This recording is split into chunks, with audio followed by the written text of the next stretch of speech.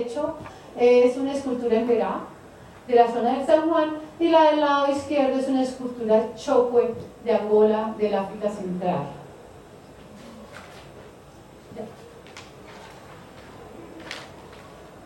Estos son los 4 puntos que... ay, sí, gracias. Estos son los cuatro puntos en los que he dividido la charla. Bueno, mi trabajo intenta explicar la estatuaria Chocó y poner a prueba una hipótesis que se planteó hace 70 años por el etnógrafo sueco Henry Bassen.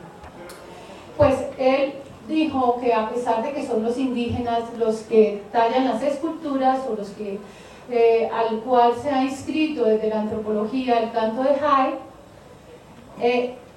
sus esculturas presentan semejanzas con las esculturas africanas. Pese a esa importante hipótesis, él nunca regresó. Muchísimas gracias. Yo lo pongo aquí. Bassen nunca regresó a su inicial hipótesis, ni tampoco sus colegas suecos, ni tampoco los colombianos. Esa hipótesis quedó completamente en silencio, lo que dice, como dice el profe Arocha, que esa es una de las grandes exclusiones y silencios que yacen sobre la diáspora africana en Colombia. No haber ninguno, que la antropología colombiana no hubiera desarrollado esta hipótesis desde 1940 cuando él la planteó. Sobre esto vuelvo luego. Bueno,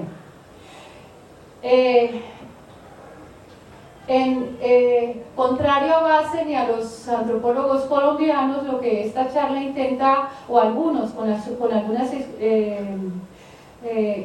excepciones, es incluir las memorias de África en el discurso sobre el Pacífico colombiano y especialmente sobre la relación entre indígenas y afrocolombianos, los negros del Pacífico colombiano, como se llaman ellos a ellos mismos. Entonces, para llevar a cabo esta charla voy a hacer primero con el pretexto, es decir, qué es el antecedente de mi investigación y cómo construyo una muestra. Es la primera parte que voy a hablar. La segunda voy a hablar sobre el contexto histórico-cultural del Pacífico colombiano. Después volveré otra vez a la hipótesis de Bassen, a mirar cómo la antropología cómo la antropología colombiana se funda en una plataforma en la cual no entran los afrodescendientes ni la diáspora africana tampoco, no entra la diáspora africana. Y finalmente en la cuarta parte voy a revisitar el Pacífico colombiano para mirar desde una perspectiva diferente la historia del canto de Jai, que es el sistema religioso indígena, y desde ahí mirar dónde aparece África en esta historia, incluyendo la memoria de África. Bueno, este bastón que ven al lado derecho es un bastón waunana también, presenta un par de mellizos gemelos, y es un bastón muy especial porque el bastón parecería que está flotando por los cortes de la base que se da sobre el pedestal. Es realmente madera de maré, que es una madera muy fina y es la madera por excelencia del Pacífico colombiano, con la tagua y con el ojendo, ¿no? Y es un bastón real, pues según lo que según el análisis de las esculturas, es un bastón muy sofisticado y muy especial. Aquí vemos esta foto de los Emberá. Perdón, estos no son los Emberá, esta es la gente del río Saija, los Eperara, Seapirara, al lado de una escultura de culto, y esta fotografía la he puesto con la intención de mostrar que en la cultura embera, waunana y de los waunana a todo lo largo del Pacífico colombiano, las tallas de madera hacen parte de la cotidianidad. Es decir, y son objetos de protección, son objetos salvaguardadores del bienestar. Ellos las sitúan en los techos de las casas, en las veredas, a la entrada de los campos también, en las escaleras, hacen parte de la escalera de los Embera, generalmente tiene una cabeza tallada. A la orilla de las trochas son elementos protectores y representan, que eso es muy importante, los espíritus tutelares. Aquí vemos a un Jaibaná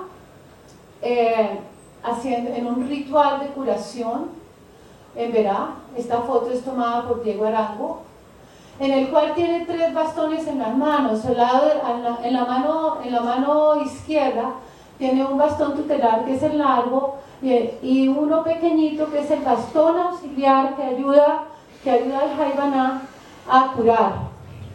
Y el otro es uno de sus 12 bastones que tiene para curar enfermedades específicas. Más adelante hablaré de eso, sobre los bastones. Lo más importante que podría decir yo en este momento es que el bastón tutelar es un signo de poder, en la medida de que se le es dado al Jaibaná en el momento que él aprende a curar. Tiene el poder de poder hacer, si se puede decir así, el poder de poder hacer. Eso es supremamente importante, porque es como para nosotros el diploma. Cuando nosotros terminamos la carrera recibimos un diploma. Cuando ellos terminan su primer proceso de iniciación, reciben el bastón tutelar, y es el que lo acompaña por el resto de la vida. Otra cosa que es muy importante aquí es que cada vez que se muere un Jaibaná, los bastones se queman o se tiran al río. Entonces, los Jaibanás en las comunidades, no hay un registro de bastones antiguos, porque el bastón es una cosa personal, es un objeto personal. Hace parte de su ser de ser Jaibaná, de su forma de ser Jaibaná, ¿no? El ritual del canto de Jai es un sistema que pone juntos muchas expresiones estéticas, ¿sí? Pone rituales, cantos, mitos, tradición oral, danza, objetos de madera y de cerámica. Y todos ellos funcionan en un sistema imbrincado, es decir, que el bastón o la cerámica o la danza no se puede leer solamente como un objeto aislado, sino que hay que leerlo en su conjunto.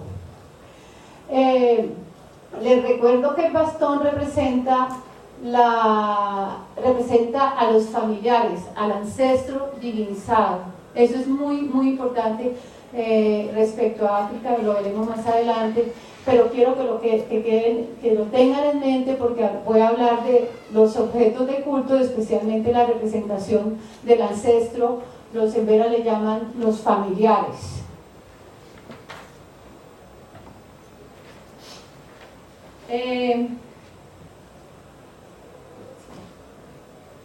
Aquí vemos a Zúñigo Chamarra. Él es un artista guaunana tallando un bastón en Cali, porque fue imposible ir por la zona de conflicto, la zona del San Juan. Fue imposible ir al Pacífico y a la zona donde ellos estaban. Entonces, como él vino y trabajamos juntos durante 3 semanas respecto a los bastones, eso lo van a encontrar si alguien está interesado acerca de cómo se talla un bastón desde la parte artística y estética directamente del tallador. Esa es mi tesis, pero lo que quiero decir con esto es que estos bastones tienen una representación tienen una representación estética fija. Cada jaibaná, cada tallador, o cada jaibaná también, porque los jaibanás también tallan, lo que hacen es repetir los gestos del antiguo tallador, los gestos de los ancestros, es decir, que es un sistema estético que se repite de generación en generación, ¿no? Eso es muy, muy importante. Y ellos tienen una forma fija y unas medidas que son hechas con etnomatemáticas que por alguna razón coinciden unos con otros, aunque veremos más adelante que existen diferentes clases de bastones, coinciden uno con el otro, independientemente que haya sido tallado en la zona de Vera de arriba de Chocó o en la zona del San Juan, pero coinciden uno con el otro. Eso fue otro punto muy importante, mirar esa similitud estética, no solamente en los parecidos, como mostraré más adelante, sino también en las proporciones, en las tallas de las cabezas y las manos, o en los cuerpos. Aquí podemos ver las partes morfológicas de los bastones. Esto es lo que les digo yo, que todos coinciden, las tallas de las espaldas, las tallas de las cabezas, que 1, 2, 3, 4, 5, 6, 7, 8 diferentes clases de cabezas, 4, 5 diferentes posiciones de manos, las proporciones les muestro más adelante, hay 7 proporciones diferentes de bastones entre la cabeza y las piernas, y las tallas de la espalda o del estómago o de las piernas. Lo importante con esta imagen, lo que quiero decir es que ese es el concepto estético que los Chocó han escogido para mostrar lo sagrado. Eso es lo más importante, esa es la estética, porque es increíble que los dos coincidan, los dos, digamos, que las comunidades coincidan, que los artistas coincidan en la misma representación estética. Y con esto también quiero decir que una de las cosas uno de los obstáculos más difíciles de haber hecho este trabajo fue haber conseguido una muestra, porque si iba a ser un estudio comparativo con África, que ya voy para allá, es haber conseguido una muestra significativa. Fue supremamente difícil porque desafortunadamente Colombia no tiene bastones. Nunca nos preocupamos por recoger bastones en las comunidades, y como les conté, cada vez que se muere un jaibaná, el bastón desaparece. Entonces, para conseguir la muestra, yo lo que hago es, el primer reto que tengo es cómo voy a hacer yo para conseguir una serie de bastones que me permitan compararlo con África. Y lo que hago es empezar a indagar quién en el mundo tiene bastones. Y entonces encuentro que Gotemburgo, el Museo de Gotemburgo, en Suecia, ya les voy a hablar de ellos, tiene una colección sobre el Pacífico colombiano que es impresionantemente importante, es realmente importante, porque ellos estuvieron acá desde 1925 más o menos hasta 1980, cuando ya no pudieron regresar al Pacífico colombiano, haciendo etnografía continua con los emberados guaranos, ¿no? Y ellos levantan una muestra, otra muestra la tiene... levantan una colección muy importante, la cual está incluida en el libro mío, en la parte de atrás. A propósito, el libro lo pueden bajar gratis de internet, ya al final de la charla les voy a dar el nombre, porque pues lo pueden bajar gratis para revisarlo.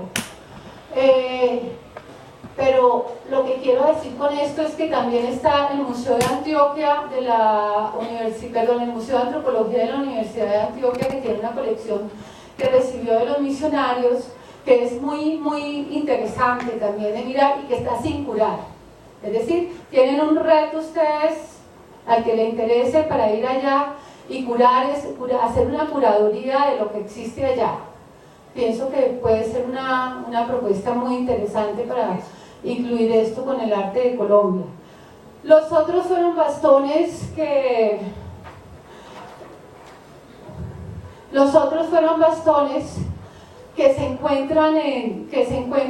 están en colecciones privadas.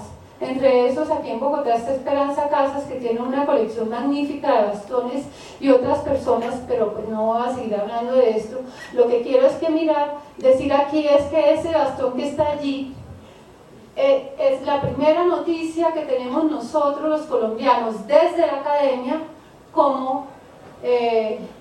sobre los bastones.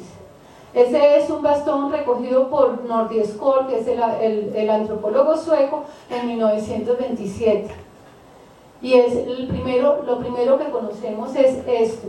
Y está en el libro también, como No estaba hecha la curaduría, yo lo que hago es levantar una ficha a cada una de las 141 piezas que recorren un siglo de historia de los bastones en Colombia. Y esta es la ficha que levanto para cada una de las piezas, todas fueron medidas, fotografiadas, estudiadas, analizadas, y es también un material que está ahí, que lo dejo ahí para que alguien lo retome y siga trabajando con él. Bueno, aquí, para concluir la parte de este pretexto de los bastones, que es lo que abre el camino a mi trabajo de investigación con África, es que concluyo básicamente que los bastones Sagrado Chocó tienen unos códigos anímicos fijos. Por código anímico es la forma en que se representa el bastón en su exterior, es decir, el antropomorfismo como condición fundamental, la expresión rígida y simétrica, representa un hombre, porque encontré como 2 o 3 mujeres nomás en la muestra que encontré, un hombre con los brazos sobre el pecho, con los brazos en el estómago o los brazos al lado, ¿sí? La cabeza es colosal, es hierático completamente, el cuello es corto y las piernas siempre van a estar semiflexionadas. Eso es como la conclusión principal que hago después de analizar una serie la serie de los bastones que les acabo de contar. Bueno, ahora vamos al Pacífico colombiano. Es un territorio conformado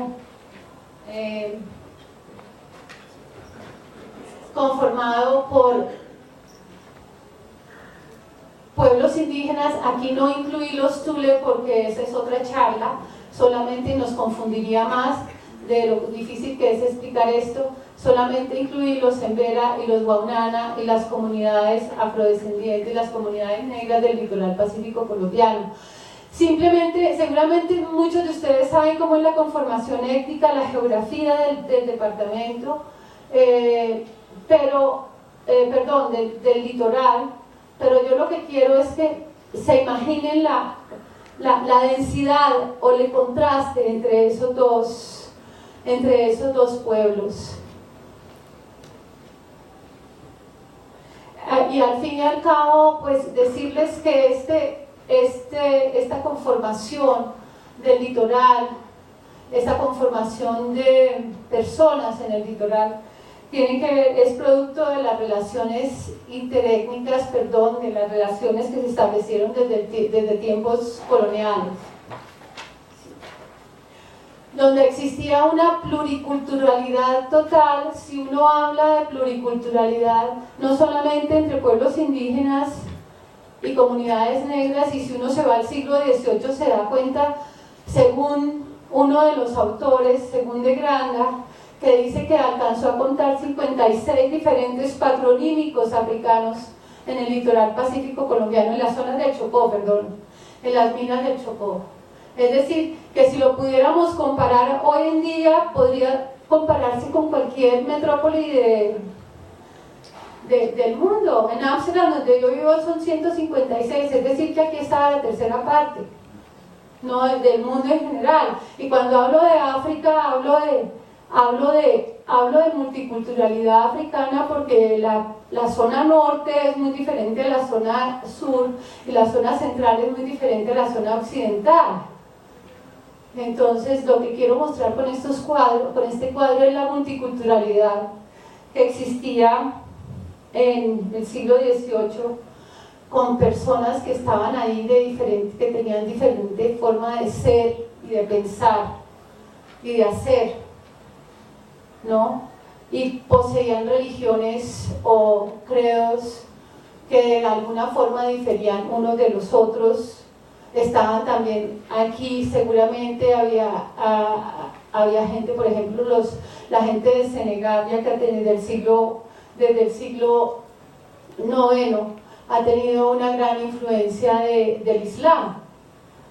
Entonces, Pónganse ustedes a pensar qué era eso que existía ahí lejos de la dominación colonial en el Pacífico colombiano. Aquí pueden ver más o menos los sitios de origen. De origen, yo quiero que pongan atención en la zona morada, en la verde, en la rosada y en la roja. Es esa la parte principal, donde están los números, las partes de donde vinieron los sitios, las áreas de donde vinieron los africanos al Pacífico colombiano. ¿Qué más?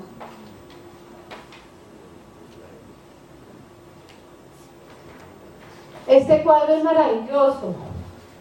Este cuadro es de 1853, 3 años después. Ese es un grabado, perdón, una acuarela de Manuel María Paz de 1953, 3 años después de la abolición de la esclavitud. Pero lo que vemos aquí en Barbacoas, la lavada del oro, vemos la presencia de los africanos desde ese momento. Es una de las primeras noticias que tenemos también sobre la presencia de la gente africano o afrodescendiente, diría yo, porque el tráfico de esclavos terminó en la mitad del 18, en la mitad del 18. Entonces son afrodescendientes acá, pero todavía uno llegaría a pensar de dónde sacaron esas telas tan hermosas, ¿no? Esos colores tan hermosos porque las pinta Manuel María Paz en el Barbacoas, en el Pacífico colombiano. Y aquí vamos a entrar a la tercera parte de la charla, que es este contexto multicultural de los pueblos indígenas y comunidades afrodescendientes. Si bien es cierto que la legislación, el clero, prohibía las relaciones entre indígenas y negros, dice Orián Jiménez que la selva los unió. Por un lado, por muchas razones. Primero, por la extracción del oro, porque que la extracción del oro puso a trabajar a los esclavos africanos y a sus descendientes con los indígenas encomendados. Es decir, que de hombro a hombro. Y existía un sistema económico tal que mientras que los africanos sacaban el oro o los afrodescendientes trabajaban como mineros esclavizados en el Pacífico, los indígenas encomendados estaban encargados de alimentarlos. Entonces se les llevaban los productos agrícolas de afuera y iban y se los llevaban a las minas.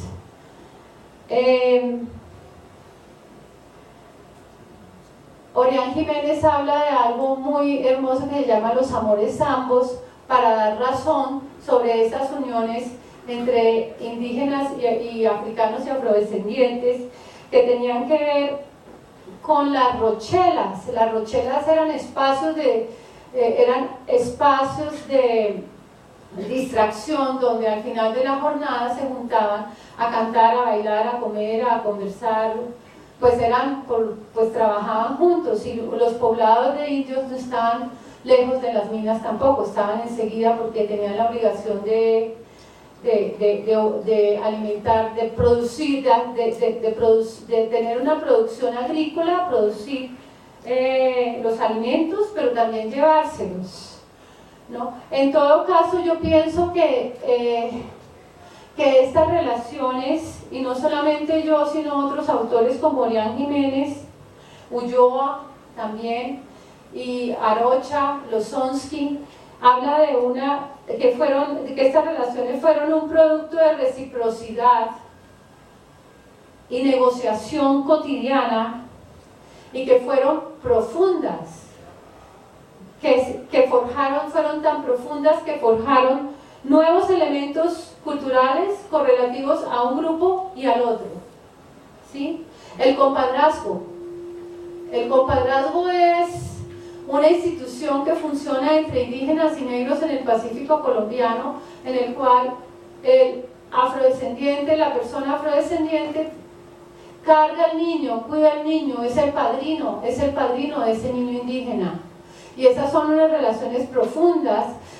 Ulloa dice que los convierte en hermanos espirituales. Esa es una hipótesis muy importante para mi trabajo, ¿sí?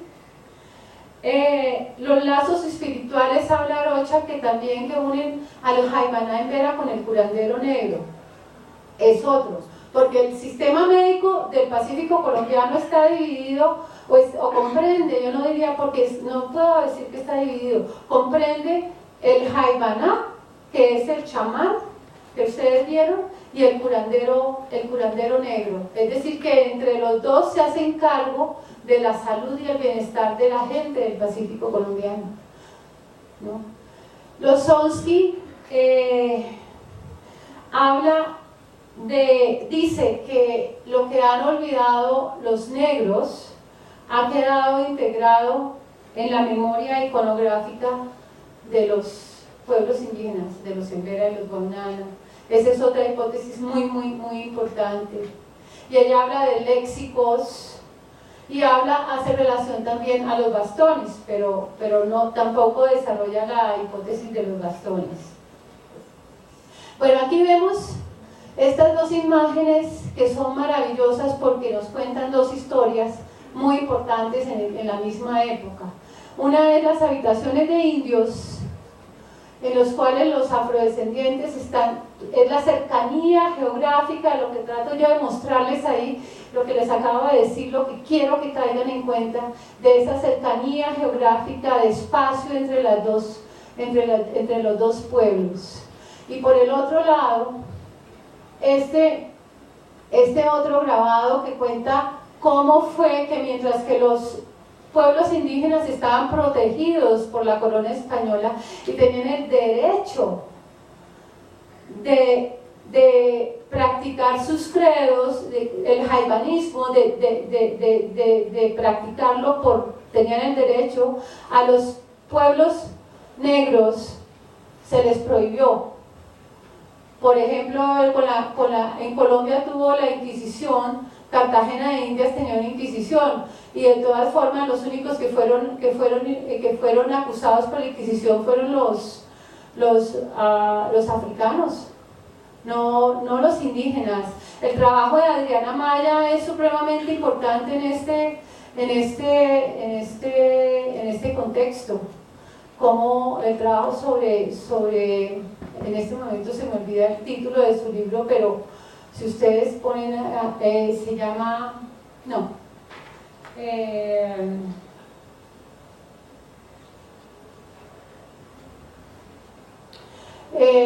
no, se me fue, qué pena, pero Adriana Maya, y se llama algo así con el siglo XVIII, los africanos en el siglo XVIII. Al final yo reviso el libro y le doy el nombre para no interrumpir la charla. Ya. Bueno, ahora yo quiero que hagamos un paréntesis y miremos un poco cómo ha sido el paradigma de los pueblos, sobre los pueblos del Pacífico colombiano. Y aquí vuelvo a Gotemburgo y vuelvo al inicio de los estudios sobre la antropología, cuando a finales del siglo XIX, y eso sucedió en toda Europa, una hueste de antropólogos se lanzó sobre los pueblos diferentes a ellos, es decir, África, América, Oceanía, para estudiarlos, ¿no? Es decir, que ellos fundan una antropología, y la antropología, como sabemos, es netamente una disciplina, pues, de ascendencia, si se puede decir así, pues completamente europea, y tiene que ver con las colonias, tiene que ver con la colonización, estudiar los otros para saber quiénes son sus súbditos, básicamente. El hecho es que aquí vuelvo a la escuela europea. Bueno, esto era lo que tenía que decir que ya lo dije, pero aquí vuelvo otra vez a las dos esculturas. Estas dos esculturas están en Gotemburgo, y la escultura de acá es en Vera, y la del lado izquierdo es una escultura cuna de los Thule, ¿no? Aquí vemos la maqueta del Museo de Gotemburgo, ¿no? Y vemos, ya les hablé de la colección tan importante que tienen, pero lo que quiero que caigan en cuenta es la persistencia de 3 generaciones de antropólogos en el Pacífico colombiano. Es Nordiesco, es el primero, el segundo, que es el que va a servir para mi trabajo, el primero también, pero el segundo más, y el tercero es Erik Saxon, que él es, trabajan los 3 sobre los Embera, y el primero sobre los Thule, Nordiesco, pero Bassen y Saxon trabajan sobre los Embera y los Guanana. Esto es tomado del diario de campo como para darles una idea de cómo se funda la antropología, tomado del diario de campo de Bassen. Y lo que quiero llamar la atención aquí, ay, qué pena, se me perdió la página.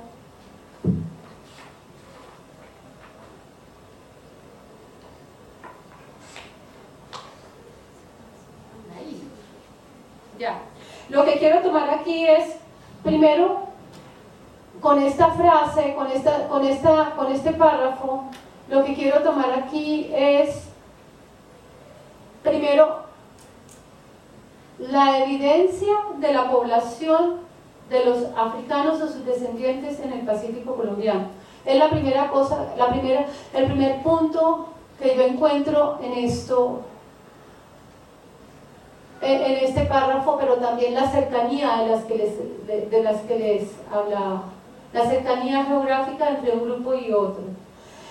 El segundo, un discurso completamente racializado, porque especifica con parámetros coloniales de una sociedad de castas la presencia de los afrodescendientes en este momento,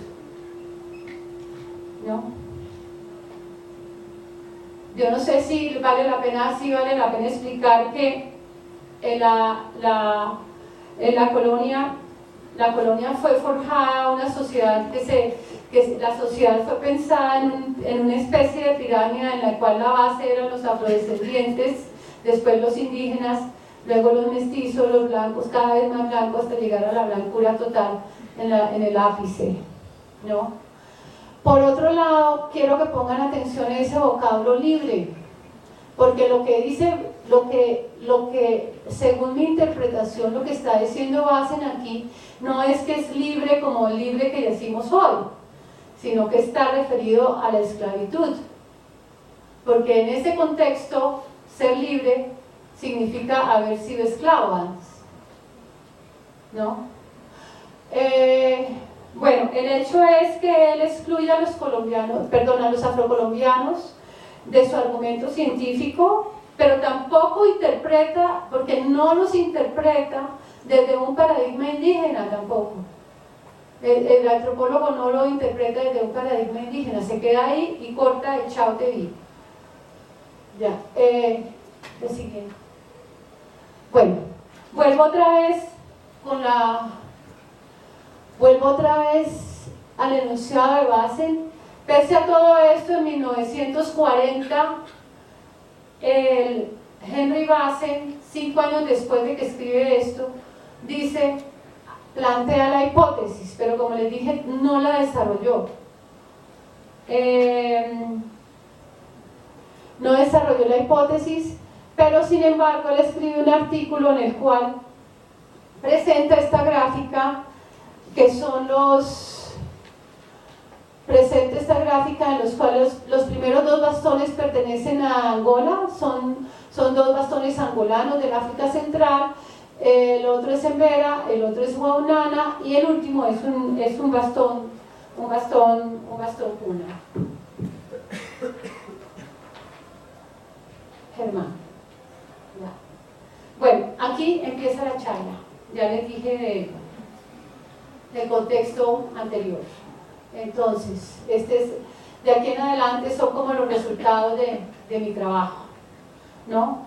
Bueno, mi trabajo, como dijo Germán, presenta un paradigma diferente del que venía planteando, que constituía en un enlace continuo de la ascendencia amerindia que excluía los encuentros históricos con otros pueblos. Ese es el primer punto de mi trabajo. El concepto de estética es otro punto diferente en el cual presento, porque antes la estética nunca ha sido un foco del Pacífico colombiano para definir, digamos, la identidad de un pueblo, por un lado, segundo, para contar una historia. A mí la estética me sirve para contar la historia sobre la gente, sobre las personas. Y el concepto de estética lo uso para explicar, el concepto de estética que lo utilizo desde el punto de vista de la concepción de belleza que tiene cada pueblo. No tiene nada que ver con que es bonito o feo de una mirada occidental, sino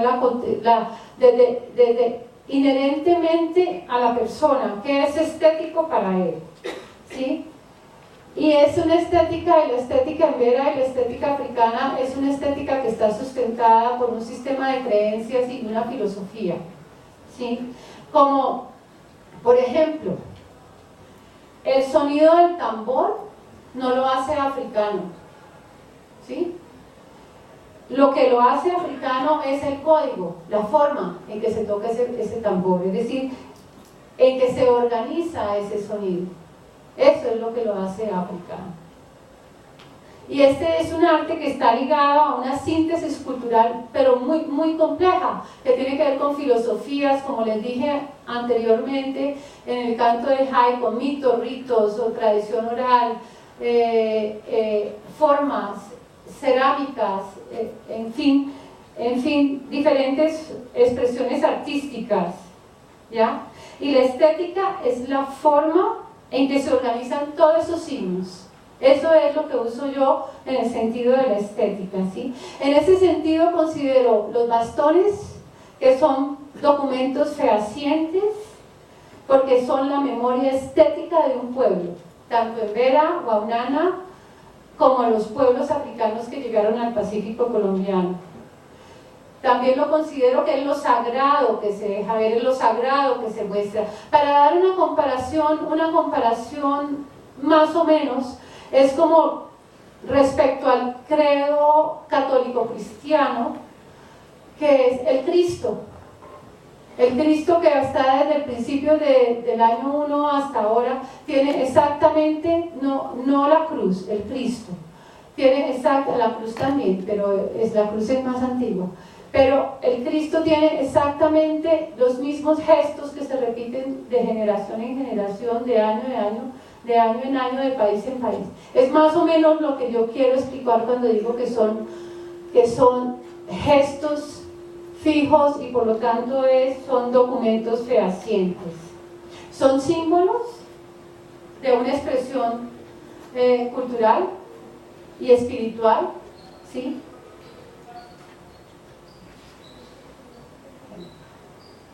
Bueno, el hecho es que cuando digo yo revisitar al Pacífico colombiano,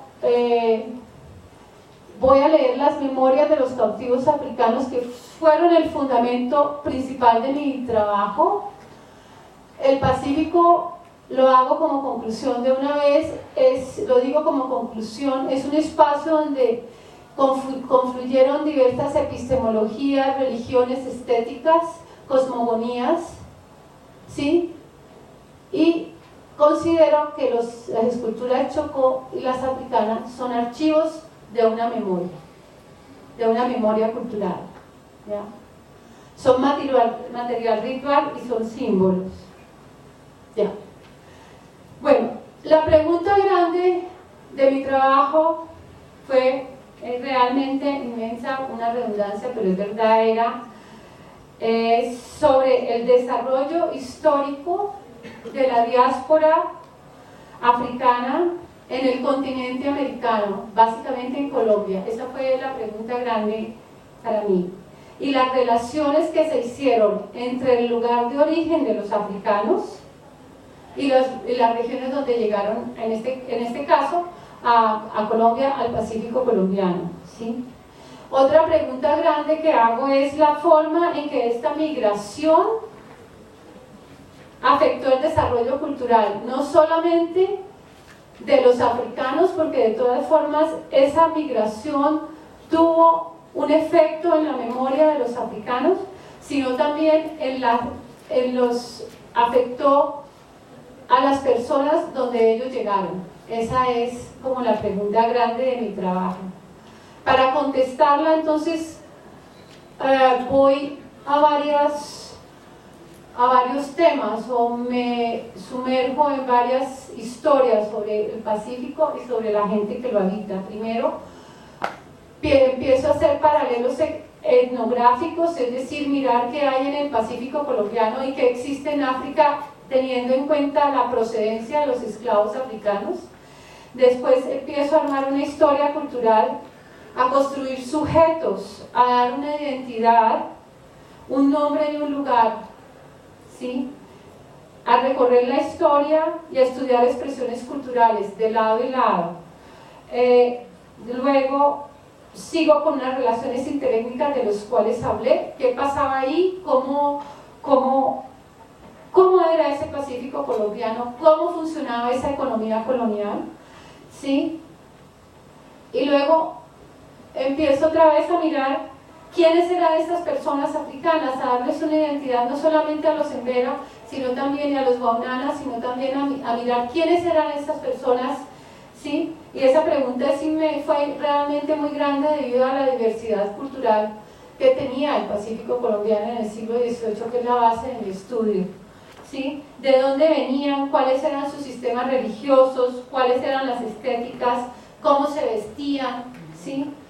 Cuál era su gastronomía. En otras palabras, el reto que afronto es conocerlos, conocer quiénes eran esas personas, ¿sí?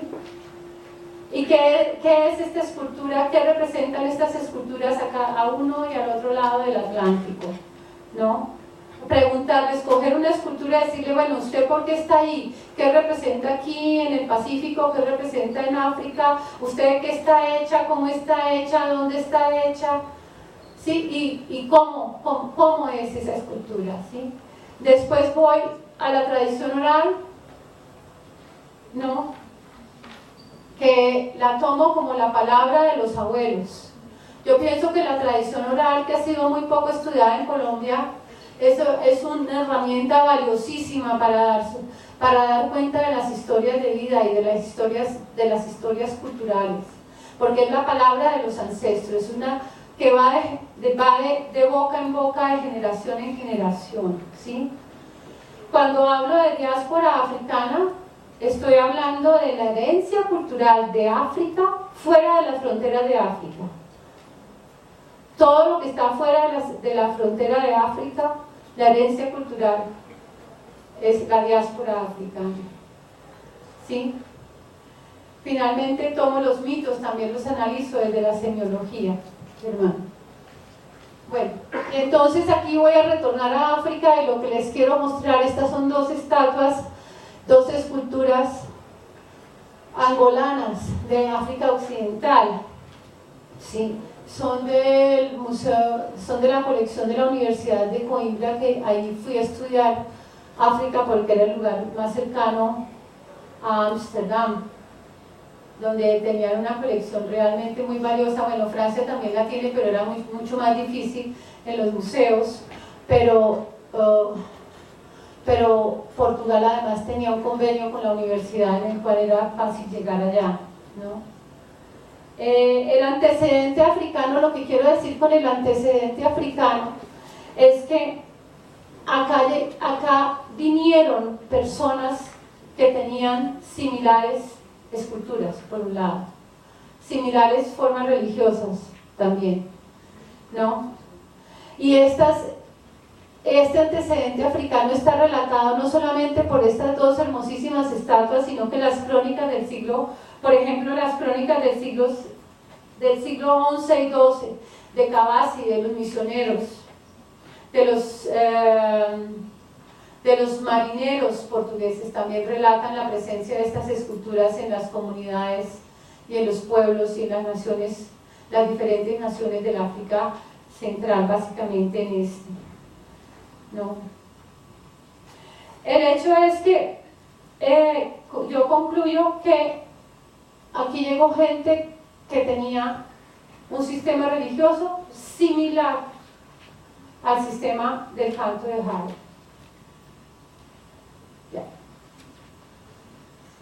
Y esta es una escultura del África Central también, está adornada con unos anillos alrededor, pero lo que quiero llamar aquí, lo que quiero llamar la atención con esta imagen es que Ninkisi significa el objeto de culto en sí, la parte física, ¿sí? Es el soporte material de algo que lo hace poderoso, ¿sí? Tal vez en los Embera y los Waunana, el canto de Hai es lo que los Embera y los Waunana le llaman el Hai, que es una energía, si uno lo pudiera traducir en términos occidentales, la energía con que los Embera animan las esculturas. El hecho es que, igual que entre los Embera, igual que entre los Embera y los Waunana, estas esculturas africanas son esencias protectoras, poseen fuerzas positivas y negativas, es un elemento regresivo, rememorativo y sobre todo representa al ancestro divinizado, igual que los Embera. Y se une al culto de los ancestros, que es el credo o la religión o la espiritualidad de los africanos, bueno, de los africanos de África, ¿no? Perdón la redundancia. Ahí también es lo sagrado africano que se deja ver. Esa es la representación del ancestro africano. En fin, concluyendo, es que el equipaje cultural de los africanos es que acá llegaron personas que tenían un sistema religioso que ponía en religión y medicina local, tradicional, intermediado por los ancestros. Así como ocurre acá, allá también curan con las esculturas, allá también los ponen en las veredas, allá también las ponen en los techos de las casas, en las puertas de las casas. Pueden ir a ver, hice una curaduría para el Museo Nacional, allá está en el segundo piso, en la colonia, hay un stand muy pequeño con unos objetos de África, ahí están las esculturas, pueden ir a verlas allá. Bueno, esta foto es maravillosa, es una foto de un jaibana negro del Pacífico colombiano, ¿sí? Entonces me sorprendió mucho porque después de la existencia de esta foto, uno dice, también los afrodescendientes pueden ser jaimanás, también los afrodescendientes son médicos raíceros, pero no conozco un Embera que sea médico raícero hasta ahora, según mi indagación, ¿no? Ahora en adelante les voy a hablar he recortado la charla porque es que cada uno de estos son mitos y cada uno de ellos es supremamente largo. De hecho, cada uno de ellos he dado conferencias de 45 minutos sobre cada mito, entonces simplemente les voy a hacer una comparación muy rápida como para dar el contexto total. Germán. Ya. Bueno, la abuela negra de los Embera. Esta es una tradición recopilada por Arango en 1993 y presenta una perspectiva profunda de las relaciones interétnicas entre los Emberás y los negros, ¿sí? Y la presencia de estos dos pueblos en el mito de origen del sistema religioso indígena del canto del Hai. ¿Sí? No lo voy a leer, ustedes lo pueden leer, mientras tanto yo lo explico. ¿Sí?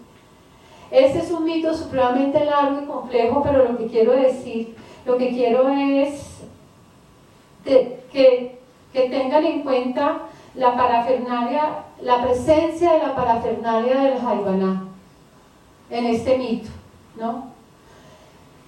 Y la pregunta concierne a la frase la abuela negra. Cuando yo digo abuela negra, en este contexto puedo decir africana o afrodescendiente, ¿sí? Que le enseña a un niño Embera, su nieto, a usar las hierbas, le entrega el bastón para cantar el Hai. Eso es crucial crucial evidencia, porque como les digo, para mí esa es la palabra de los abuelos, la palabra de los ancestros, y sigue de generación en generación. Eso es por un lado. Lo más importante es que el mito da cuenta de la transmisión del conocimiento por parte de los africanos y los embera. ¿Sí?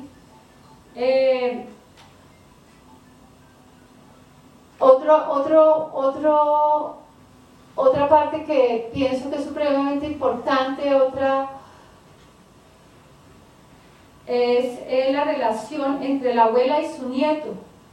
Esto es supremamente interesante porque cuando yo hablo de mi abuela y los nietos, lo que estoy haciendo es mirar la relación filial que existe, la relación familiar que existe entre uno y otro.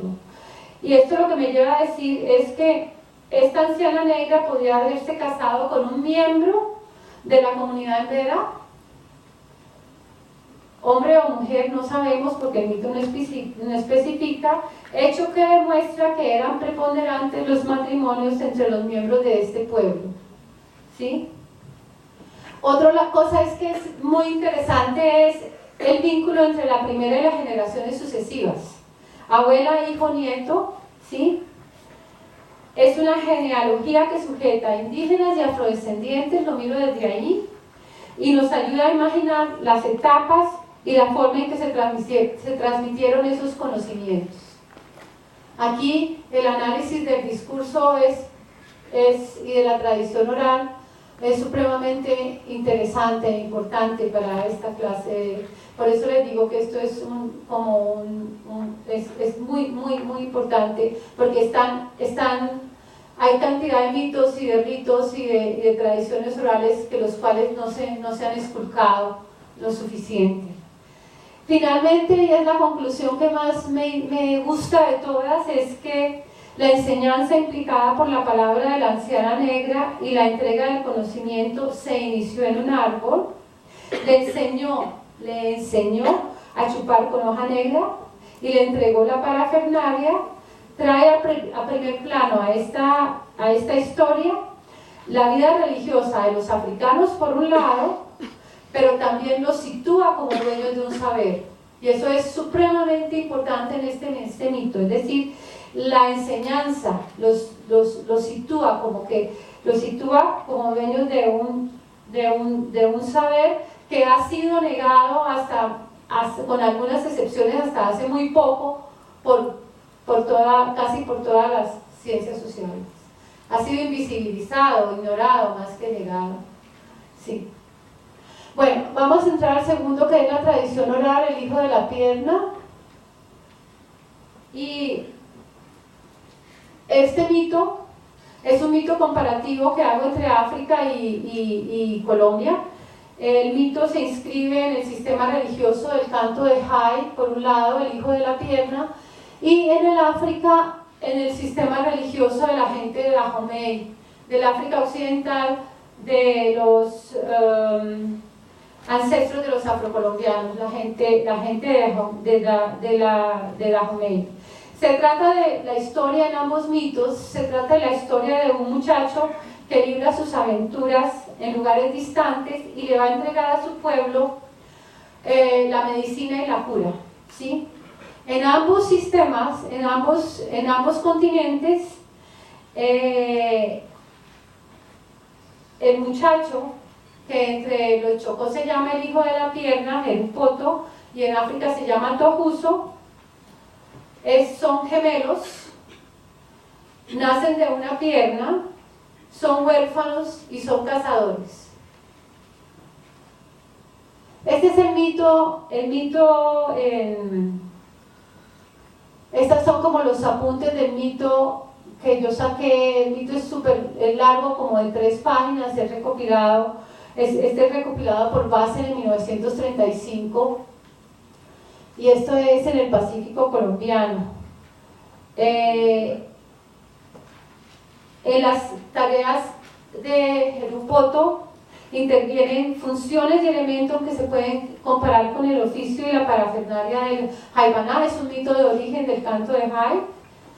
como el poder de la palabra cantada, la presencia de las esculturas de madera y la transformación en seres diferentes a los humanos. ¿Podemos pasar? Sí.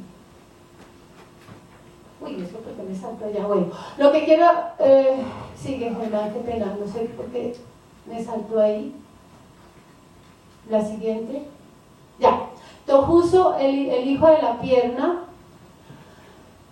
Este es el mito en el Benín de la gente de Dahomey, ¿sí? De los Ewe-Fon, ancestros de los afrocolombianos. Como podemos ver, este mito fue recopilado por Herkovitz en 1958 en Dahomey, ¿sí? Y Tohuso, este personaje solo puede ser pensado dentro de la compleja estructura del sistema religioso terapéutico, ¿sí? He señalado en ambas páginas, he señalado los espíritus del agua, ¿sí?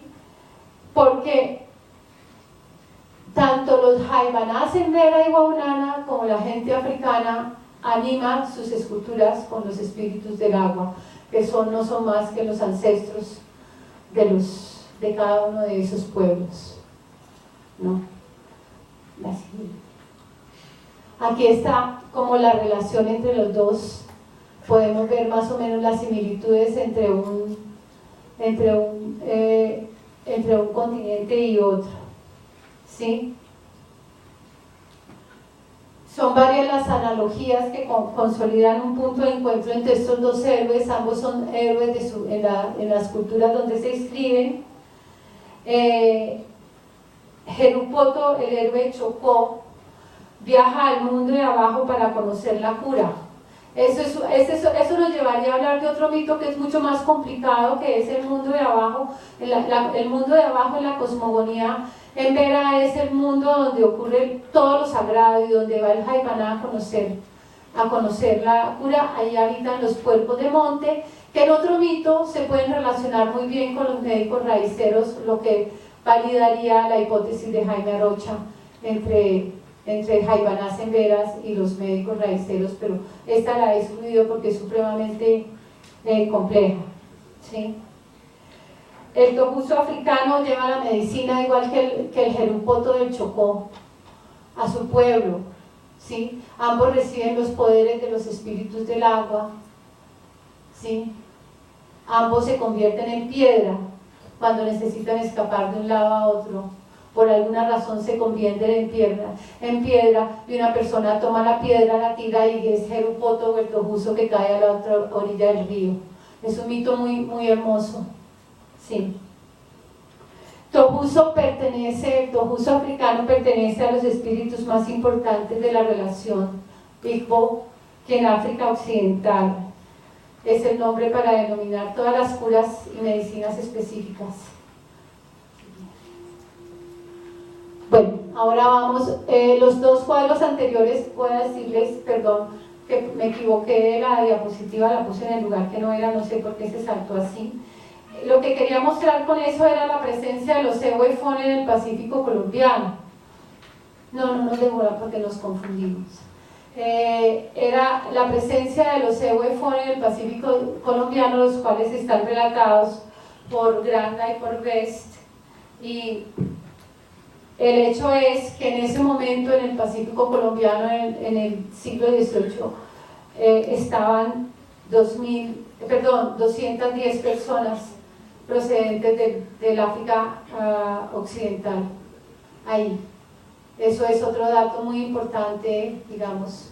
Ahora quedan muchas preguntas sueltas: ¿cómo aprendieron el uno con el otro? Por ejemplo, bueno, sabemos que la abuela negra de los matrimonios, pero los que están estudiando lenguaje y comunicación, aquí sería una buena pregunta ver cómo fue que funcionó ahí esas comunicaciones, esas relaciones, ¿no? ¿En qué momento y cómo aprendieron uno del otro?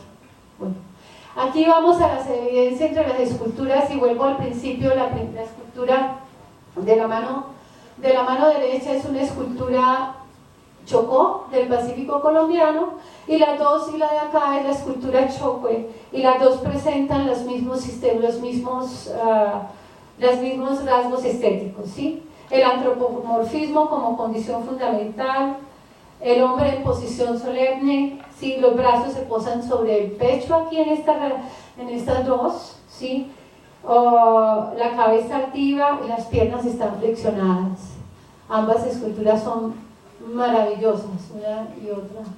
Pasemos a la siguiente, Germán. Las proporciones. Aquí hay una cosa que es importantísimo, es que estas 7 proporciones, 2, 4, 6, 7 proporciones, coinciden con las proporciones de la estatuaria africana, del África central y del África occidental también, porque en el África occidental también tallan esculturas.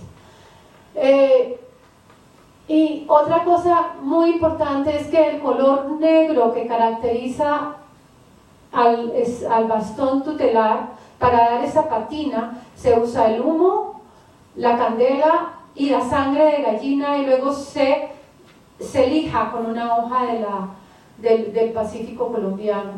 Con eso se tiene ese color negro de los bastones. Y ese mismo sistema aparece, ese mismo sistema de dar la patina negra a los bastones aparece en el África central, pero no es solamente un sistema para hacer una decoración, sino que obedece a un ritual en el cual sirve para la animación de las tallas. En un ritual muy complejo, en el momento en que se salpica el bastón con la sangre de gallina y se expone al humo, entra en el bastón en los espíritus del agua, se anima el bastón con ese ritual. Es supremamente complejo, está escrito en mi libro, si a alguien le interesa ya les voy a dar dónde lo pueden bajar, la siguiente. Estos son 2 bastones cefalomorfos, los 2 tienen serpientes. Este es un bastón choco del África central, el de acá es una colección de la colección del Museo del Oro, es un bastón guaunana de Puerto Pizarro. Ahí pues una imagen vale por 1000 palabras, ahí está la siguiente, Germán. Aquí vemos otra vez las dos imágenes que son totalmente similares a la forma de tallar la cabeza. No está muy buena la fotografía de los Guaunana, pero más o menos ustedes pueden ver las formas, ¿no? La siguiente, Germán. Aquí estamos, ese rasgo de arriba, lo que los antropólogos han denominado como la representación de los misioneros, cuando los misioneros usaban boina. Ese símbolo, el ápice, ese sombrerito que aparece arriba, es el símbolo de los bastones de medicina, de los bastones de la medicina y la cura en el África central, entre la gente del Ubal. La siguiente. Aquí lo vemos. Estos son los espíritus protectores de Mahamba. María Luis Bartán, que es la más famosa de o una mujer muy que da cuenta de los bastones del arte de África, define estos bastones casi cefalomorfos con esa coronita arriba como la representación más pura del ancestro curador. La siguiente, ya lo vimos, aquí vimos, esto es una ofrenda temporal de Basanya, del área de Zambeze también, y es los gemelos. Ese bastón ya lo había presentado en la Universidad de Antioquia con la ofrenda. Lo que yo no he visto acá son las ofrendas a los bastones, pero habría que ir a campo, ¿no? Porque yo no fui realmente a campo porque no se podía, sino que todo ha sido de museología y entrevistas en las ciudades, porque pues no se podía ir al Pacífico colombiano. La siguiente, Germán. Este es un bastón Janus de Kalunga, la representación del Dios y del espacio sagrado de la gente bantú del África central, son los bantú. Y este es un bastón de los Guaunana del Pacífico colombiano al lado izquierdo. ambos son maravillosos. Y finalmente la última, este fue mi, ¿cómo se dice? El as de póker en esta investigación. Esta, sí, aquí Maggie Messi, una pierna de los Burimo Funti del África Occidental, y Pacheidama Mesa. Estos dos, los dos, son muy especiales. Entre los Embera, el Jaibaná, cuando el niño tiene 1 año de edad, le da este bastón como el espíritu protector para el niño. Es un juguete, ellos le llaman la muñeca, Pacheidama, muñecos mellizos. Le llaman la muñeca para el muchachito y es el espíritu protector que le da el Jaibaná al niño. Pero entre los africanos occidentales, ese bastón, esa escultura representa, se llama únicamente una pierna, ¿sí? Y representa a los mellizos deforme, y es un signo que hace parte de la estética del África Occidental.